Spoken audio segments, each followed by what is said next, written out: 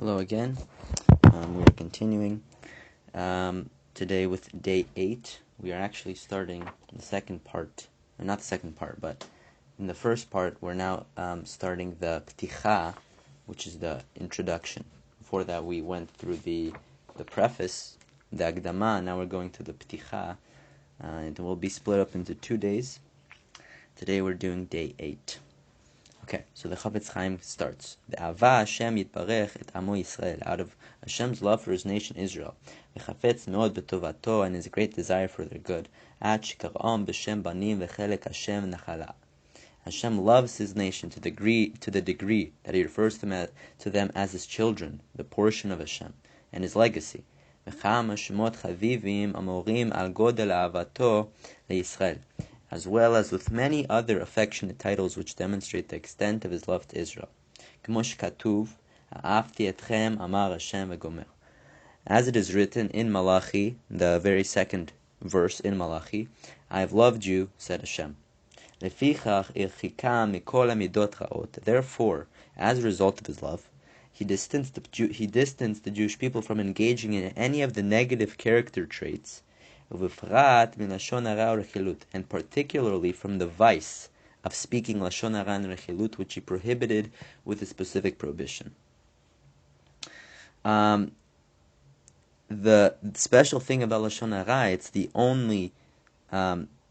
it's unique, is that it's the only vice in which it's explicitly prohibited in the Torah. All other negative character traits are certainly indicated in the Torah, right, that we have to get rid of them. For example, the midah of kas, anger, which is a horrible character trait. Obviously, the Torah wants us to get rid of, tells us to get rid of them, but lashon harah is unique, is that it's explicitly mentioned in the Torah. The others, there is no explicit prohibition concerning them amongst the 613 mitzvot. And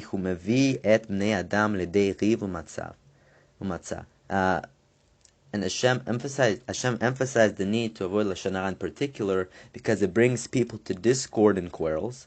And sometimes it can even lead to bloodshed, as the Chafetz Chaim will soon show through examples of how it did bring to bloodshed. As the Rambam writes in Hilchot Deot, chapter 7, halacha 1, even though we do not incur lashes for the violation of this prohibition, i.e., speaking lashon harah, because usually when someone violates a negative commandment, it is generally subject to lashes, and therefore, if one was given a warning and said that, right, and a person that you're liable to lashes if you commit this sin, then a person technically receives lashes. However, this only is the case if the prohibition, the action, entailed an action. If it did not entail an action, it is not punishable by lashes. So hence, when one commits lashon harah, since speech is not viewed as an action according to halacha, you do not receive lashes for it. So even though you do not receive lashes for it, avon gadol meod hu, it is a very grave sin, v'gorem la'arog nafshot rabot meYisrael, and causes the murder of any souls in Israel. Lechach nismach lo. The verse prohibiting lashon harah, i.e., the verse in Vayikra, do not go as a talebearer among your nations, is therefore juxtaposed with the verse in Vayikra, the one before it, Lo tamod al dam re'echa, do not stand by idly while your fellow's blood is being shed, since engaging in the former leads to the latter. If one engages in lashon harah, it will eventually lead to someone standing by while someone's blood is being shed, and it will lead to shfichat damim. Tzeh ulamad, go and learn ma era ledoeg adomi, what happened in the story of Doeg, the Adomi, Lenov Ir Kohanim, and the Nov, the city of the Kohanim, where Doeg's rechilut caused the massacres of the inhabitants. And just briefly, King David was fleeing from Shaul. This was before he became king. He was fleeing from Shaul. This is, by the way, this whole story is in Shmuel Aleph, chapter 22, verse 10. It starts there. He was fleeing from Shaul, and he came to Nov, the city of the Kohanim. This is where the tabernacle, the Mishkan, was at. And he came there, for sustenance, for supplies and everything.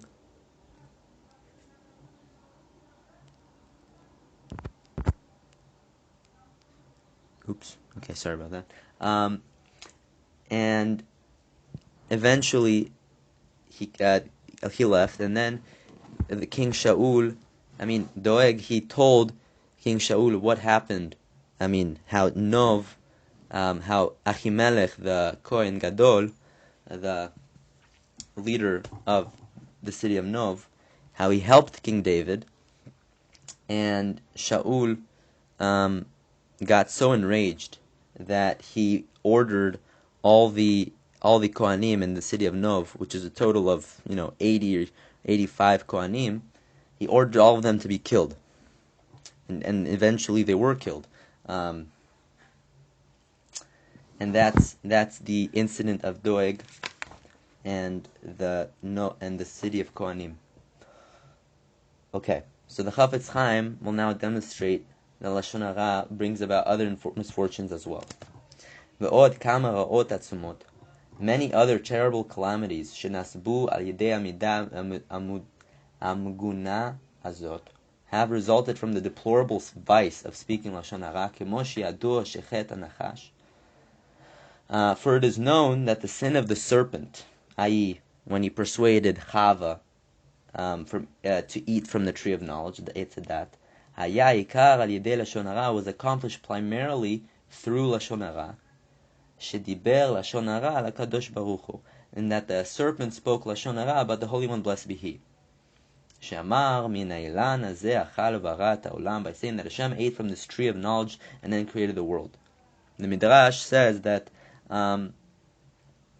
he said that God, the snake said to Chava that God created the world by eating from the Eitz Hadat, and he did not want anyone else to be able, to also have that ability of creating worlds, and therefore he prohibited anyone to eat from the Eitz Hadat. Right, like how a craftsman, he does not like that when other people are practicing the same craft as he is. So in essence, the snake was saying lashon hara about Hashem and disparaging him. Ve'al yedei zeh pita et Chava. Moreover, by means of this slanderous claim, the serpent managed to seduce Chava, k'mo she'amru Chazal, as Chazal say in Masechet Shabbat, Daf 146a. The serpent came to Chava and injected impurity in her. Hareh shegaram gilui arayot. Thus we see that lashon hara led to immorality. V'gam mitad lechol haolam, and it also brought death to the entire world.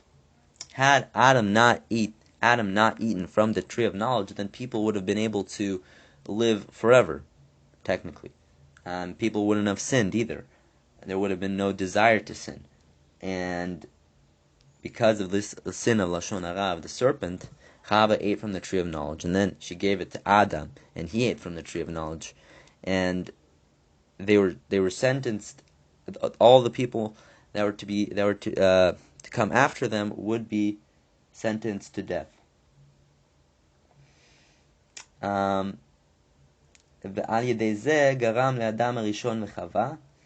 serpent in addition to this, the serpent caused Adam Rishon and Chava la'avor al retzono shel HaKadosh Baruch Hu, to violate the will of Hashem. U'mimela zeh ha'medaber lashon hara. Consequently, one who speaks lashon hara, ochez b'medato ha'meshachet b'levriyat ha'olam, is adopting the serpent's vice, which destroys creation.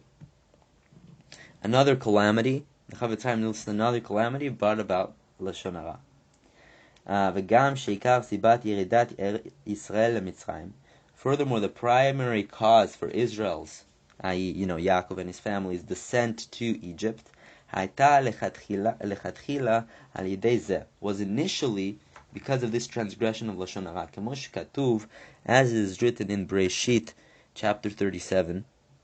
V'yavo Yosef et dibatam ra el avihem, and Yosef brought negative reports about them, i.e., his brothers, to their father. Because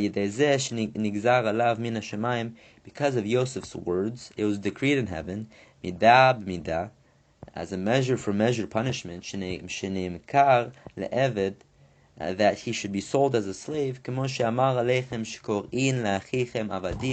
having said to Yaakov that about Leah's sons, that they call their own brothers, right? The sons of Leah are calling the sons of the maidservants, Bilhah and Zilpah, slaves. As it is set forth in Breshit Rabbah, in the Midrash, and in Yerushalmi Peah. And the Gemara there explains, right, the three sins, the three things that Yosef said to Yaakov, and how he was punished midah keneged midah for them. This is in Yerushalmi Peah, chapter 1.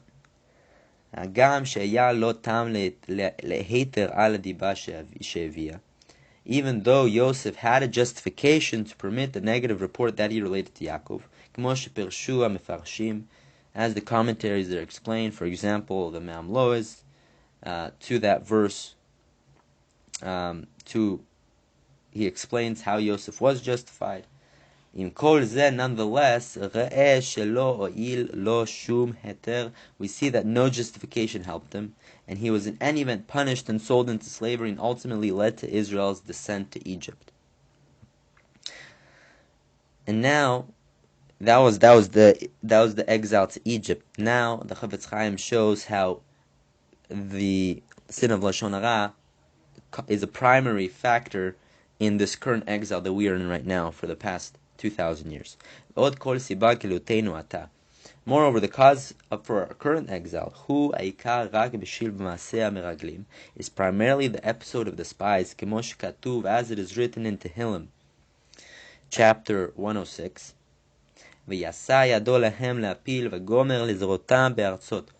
lifted his hand against them to make them fall, and to scatter them among the lands. And as Rashi there explains, the Chafetz Chaim doesn't say what Rashi explains, but Rashi there explains that the Jewish people were exiled from Eretz Yisrael, and they were scattered among the lands in the punishment for the sin of the spies, and their sin was that they said lashon harah about Eretz Yisrael.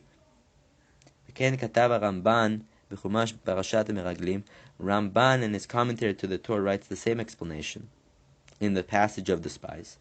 Now Chazal say in Erechin, Daf 15a, that the primary sin of the spies was lashon harah, sheotziu diba al haaretz, for they slandered the land of Israel, al yedei shebechu az b'chiyah shel chinam, and since the Jewish people cried at that time for no reason, nigzar alei b'chiyah ledorot, it was decreed upon them that they should subsequently cry for generations to come upon, being exiled from Eretz Yisrael. Consequently, our current exile is a result of the lashon harah that the spies said regarding Eretz Yisrael. And now the Chafetz Chaim finishes off. He lists other negative stories, famous stories that were because of the sin of lashon harah. We have suffered countless other calamities due to this terrible sin of lashon harah. For mass murder of all the Torah scholars that was committed during the time of Shimon ben Shetach, King Yanai's brother-in-law, by King Yanai, he killed all the sages. Also came about through rechilut, as the Gemara explains in Kiddushin there. The Gemara Kiddushin 66a, and in the sum briefly, what the Gemara there says is that King Yanai, he was a descendant of the Chashmonaim. He was the king, and he returned from a military victory. And he gathered all the Chachmei Israel, all the Torah scholars of Israel, to celebrate his victories. Now, at this time, there were a group of people called the Sadducees. and they were very much against the Torah scholars who were called the Pharisees. And they really wanted to, to get at them. And they knew, however, that the king had a very friendly relationship with the Torah scholars. So they wanted to somehow make the king angry at them and then punish them or kill them. So there was an evil Sadducee. His name was Elazar ben Poria, and he told the King Yanai that the rabbis rejected his aspiration to become a Kohen Gadol. Right? King Yanai wanted to become the Kohen Gadol. King Yanai knew that, and he told that to prove that in fact that he was a valid Kohen, because that's the reason that the rabbis rejected him, right? Because that he was an invalid Kohen because of something that his mother, she wasn't proper, Koheness. And he said that to prove that you are valid, put on the tzitz, the golden head plate of the Kohen Gadol, and stand in front of the Pharisees, the Torah scholars, to prove that you are in fact a valid Kohen Gadol. The sages, however, protested, specifically Yehuda ben Gedidia. He protested, and he said, right, the crown of kingship is enough for you, now you want the crown of kehuna? And anyways, King Yanai was enraged. He asked his advisor, the Sadducee Elazar ben Poria, what to do, and he said that they should kill them. And the Gemara there says that at that time a spirit of folly entered into the king's mind. That, right? He asked them, well, what will be with the Torah, the written Torah, the Torah? And Elazar ben Poria answered him that, well, the Torah scholars in the Aron, if anyone wants to learn, they should open the Aron and learn from the Torah scroll. But at that time, spirit of folly entered the king's mind, and he should have answered him, well, that's correct regarding the written Torah, but what about the oral Torah, which is needed, which requires the sages? And anyways, he killed all the sages, and that is the story of King Yanai and the rechilut of his advisor.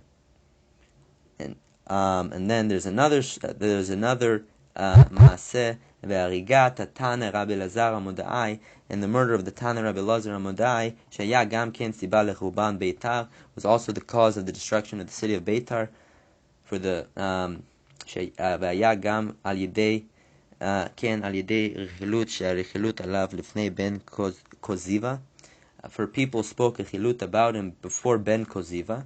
K'de'ita b'midrash Eicha, as is found in the Midrash to Eicha, Eicha chapter 2, the 4th pasuk. And again, I went a bit too much with the previous story, but I'll do very briefly here. There was 50 years after the destruction of the Beit HaMikdash, Shimon ben Koziva led a revolt against the Romans. It was known as the Bar Kokhba revolt, and it lasted for around 2 years initially, and then they were doing very poorly, and they went and fought from the city of Beitar. It was a very big city, had a lot of Jews, and they were doing very successful. They were very successful around 3 years, and this was because of a sage, of a very righteous person called Rabbi Elazar Amodai, and he would fast and pray to God that Hashem should not sit in judgment on that day, and Hashem would always answer his prayers. And Hadrian, the Roman Roman emperor who sent a massive army to fight against the revolt in Beitar, he was dismayed, right? How can I defeat them? I've already been fighting for 3 years. I cannot do anything. And a Kuthite, he suggested to him, right, I'll take care of things, I'll help you win. And what he did is pretty much he went to inside the city, and he pretended to speak to Rabbi Elazar Amodai, and people saw this, and they brought him before Bar Kokhba, they brought the Kuthin before Bar Kokhba. He said that, right, he was a messenger from the king. He said that they were going to destroy Beitar, and Bar Kokhba sent his uncle, right? Elazar ben Amudai was Bar Kokhba's uncle, and he asked him, what did he say? He said, nothing. I didn't hear anything from him. I was immersed in prayer, and Bar Kokhba was enraged at him, and he killed, in a fit of fury, Rabbi Elazar Amudai. And because of that, the city of Beitar fell, and according to some accounts, a million Jews died when the Romans entered and slaughtered everyone. So as we see from all these examples that the Chafetz Chaim lists, the sin of lashon harah is so great that it causes an innumerable amount of bloodshed, and death and destruction. And yes, and that is it for today. Thank you for listening. I'll see you next time.